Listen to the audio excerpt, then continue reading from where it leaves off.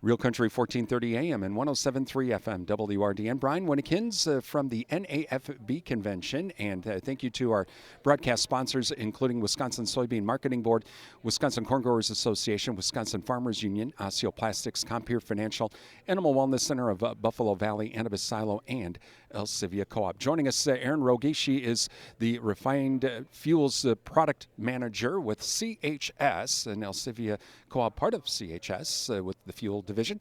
And we're going to talk a little bit about the fuels right now. And Erin, thanks for joining us. Okay, I guess the $64 question. We're through harvest, so the diesel thing, okay. But spring planting, okay, we have enough diesel supply, right? Well, as we've experienced over, the past 18 months to a couple years, diesel supply is tight. And we will continue to see it be tight for the foreseeable future, primarily because there are several refineries that, have gone offline, some that have converted to renewable diesel. But the good news is that CHS really takes that into account in our planning, and we work to get every drop of diesel we can for our producers and our customers. So the good news is we're out there, spreading the word that it's critical to be mindful of your planning and to invest in quality fuels that you can buy when supply is available and then use when you need it most. So, buy when the pricing is beneficial to the producer, but then also be able to use that quality fuel when they need it to help mitigate some of those supply roller coasters, if you will. So should farmers right now be contacting Elsivia Co-op to contract for spring right now? Is now the time to be doing that, or should they maybe just kind of wait and let the harvest season kind of come to an official end? Our recommendation is that they reach out to Elsivia and have those conversations directly with their sales team, in the fact that, when contract pricing is beneficial for them is going to be the best time. And I would say yes, over the winter when, things have slowed down from harvest and you can take a look at planting ahead of you and kind of forecast what those demands might be. Winter is a great time to have all of those planning and strategic conversations with your sales reps. Now, we're talking diesel here, but what about propane and that? I mean, in winter, should we be planning for fall? I know that sounds like, wait a minute, winter's the worst time for LP because everybody's using it for heat, but for fall, it's 8-9 months out. I mean, when is a good time for that? Well, and that's the thing. You've got your refined fuels gal here. I'm not necessarily as big on the propane markets, but I would say that the same is true.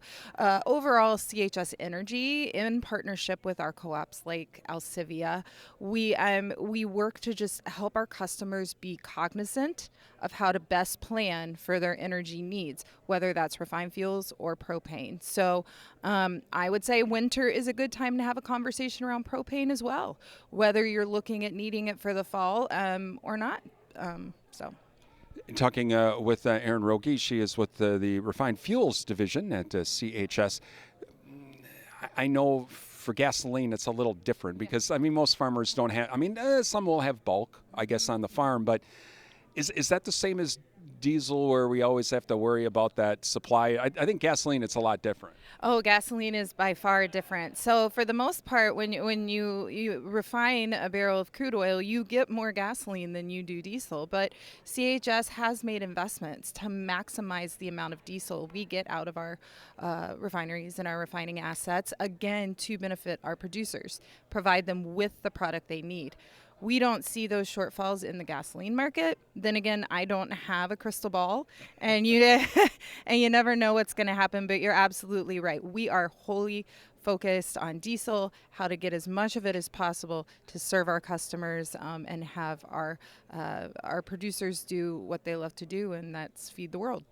Talking with Erin Wroge this morning with CHS. Finally, Erin, you mentioned that supply of diesel, and you always are having to kind of look out for it. But how hard is it to get that supply? Well, Brian's got his refinery over in North Dakota or on the Gulf Coast, but yeah, I got plenty of diesel there, Erin. You just have to kind of come and get it. Is that transport the hardest part on all of this, to get it up to the upper Midwest? We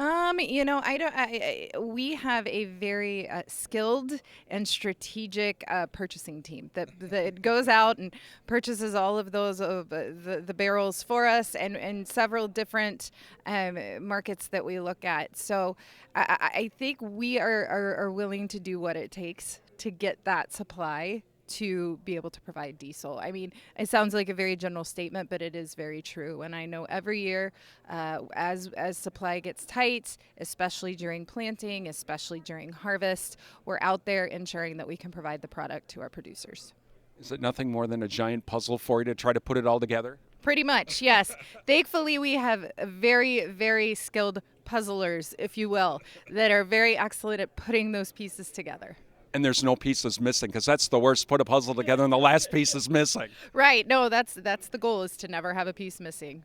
That is Erin Wroge with CHS. And again, farmers, be talking with the folks over at Elsivia Co-op. Get ready for not only spring planting, but fall harvest for diesel as well. We're at the NAFB convention. I'm Brian Winnikins for WRDN.